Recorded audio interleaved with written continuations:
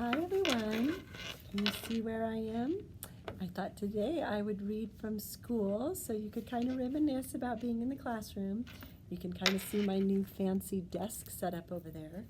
I can stand or sit at that table, and I have two computers so I can watch you and see the PowerPoint and do some other things. So today I'm reading Partners. And this is still in Jack Will's chapter, or Jack Will's section. So remember, this is from Jack Will's perspective, which is always nice to hear a different perspective. So it's called Partners. I didn't hear a word of what Miss Rubin was saying after that. Blah, blah, blah, blah, blah, science fair project. Blah, blah, blah, blah, blah, partners. Blah, blah, blah. It was like the way grown-ups talk in Charlie Brown movies. Like someone talking underwater. Then all of a sudden, Miss Rubin started pointing to kids around the class. Reed and Tristan, Maya and Max, Charlotte and Xmina, August and Jack. She pointed to us when she said this. Miles and Amos, Julian and Henry, Savannah, and I didn't hear the rest. Huh? I said. The bell rang. So don't forget to get together with your partners to choose a project from the list, guys. And Miss Rubin, as everyone started taking off. I looked up at August, but he had already put his backpack on and was practically out the door. I must have had a silly look on my face because Julian came over and said, "Looks like you and your best bud are partners." He was smirking when he said this. I hated him so much right then. "Hello, Earth to Jack Will," he said when I didn't answer him. "Be quiet, Julian." I was putting my loose leaf binder away in my backpack and just wanted him away from me. "You must be so bummed you got stuck with him," he said. "You should tell Miss Rubin you want to switch partners. I bet she'd let you." "No, she wouldn't," I said. "Ask her." "No, I don't want to." "Miss Rubin," Julian said, turning around and raising his hand at the same time. Miss Rubin was erasing the chalkboard at the front of the room. She turned then when she heard her name. "No, Julian," I whispered, screamed. "What is it, boys?" she said impatiently. "Could we switch partners if we want to?" said Julian, looking very innocent. "Me and Jack had the science fair project idea we wanted to work on together." "Well, I guess we could arrange that," she started to say. "No, it's okay, Miss Rubin," I said quickly, heading out the door. "Bye." Julian ran after me. "Why'd you do that?" he said, catching up to me at the stairs. "We could have been partners. You don't have to be friends with the freak if you don't want to be, you know." And that's when I punched him right in the mouth. So that's Jack Will that punched Julian. Detention. Some things you just can't explain. You don't even try. You don't know where to start. All your sentences would jumble up like a giant knot if you opened your mouth. Any words you used would come out wrong. "Jack, this is very, very serious," Mr. Tushman was saying. I was in his office sitting on a chair across from his desk and looking at this picture of a pumpkin on the wall behind him. "Kids get expelled for this kind of thing, Jack. I know you're a good kid and don't want that to happen, but you have to explain yourself." "This is not like you, Jack," said Mom. She had come from work as soon as they had called her. I could tell she was going back and forth between being really mad and really surprised. "I thought you and Julian were friends," said Mr. Tushman.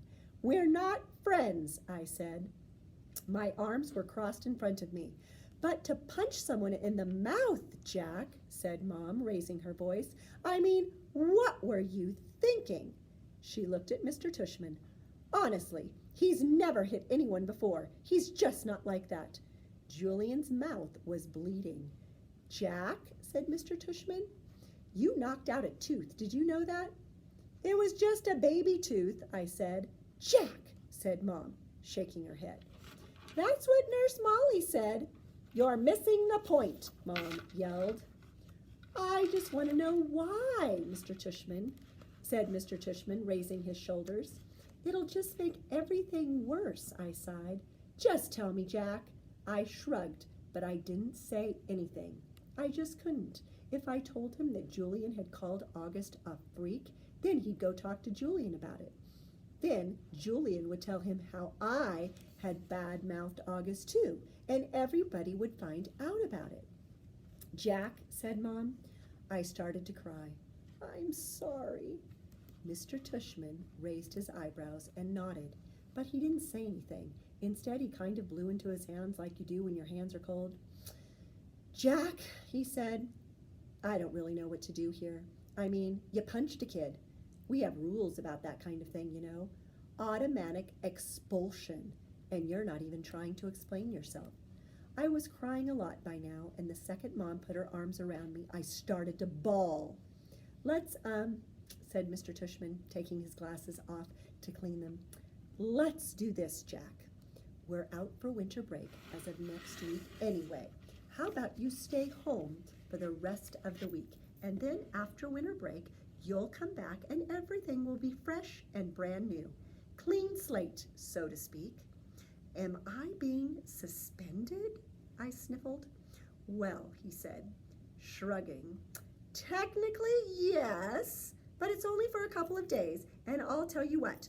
While you're at home, you take the time to think about what's happened, and if you want to write me a letter explaining what happened, and a letter to Julian apologizing, then we won't even put any of this in your permanent record, okay? You go home and talk about it with your mom and dad, and maybe in the morning you'll figure it all out a bit more. That sounds like a good plan, Mr. Tushman, said Mom, nodding. Thank you. Everything is going to be okay, said Mr. Tushman, walking over to the door, which was closed. I know you're a nice kid, Jack, and I know that sometimes even nice kids do silly things, right? He opened the door. Thank you for being so understanding, said Mom, shaking his hand at the door. No problem. He leaned over and told her something quietly that I couldn't hear. I know, thank you, said Mom, nodding. So, kiddo, he said to me, putting his hands on my shoulders, think about what you've done, okay? And have a great holiday.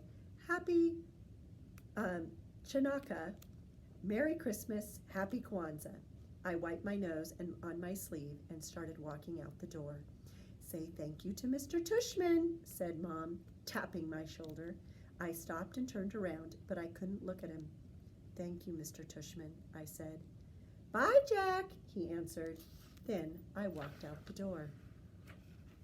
Season's greetings. Weirdly enough, when we got home and Mom brought in the mail, there were holiday cards from both Julian's family and August's family. Julian's holiday card was a picture of Julian wearing a tie, looking like he was about to go to the opera or something. August's holiday card was of a cute old dog wearing reindeer antlers and a red nose and red booties. There was a cartoon bubble above the dog's head that read, Ho, ho, ho. On the inside of the card, it read, To the Will family, peace on earth. Love, Nate, Isabel, Olivia, August, and Daisy. Remember, Daisy's the dog. Cute card, huh? I said to Mom, who had hardly said a word to me all the way home. I think she honestly just didn't know what to say. That must be their dog, I said. Do you want to tell me what's going on inside your head, Jack? She answered me seriously. I bet they put a picture of their dog on the card every year, I said.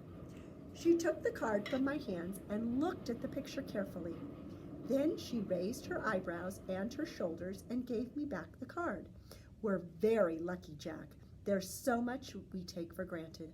I know, I said. I knew what she was talking about. Without her having to say it, I heard that Julian's mom actually photoshopped August's face out of the class picture when she got it. She gave a copy to a couple of the other moms. That's just awful, said Mom. People are just, they're not always so great. I know. Is that why you hit Julian? No.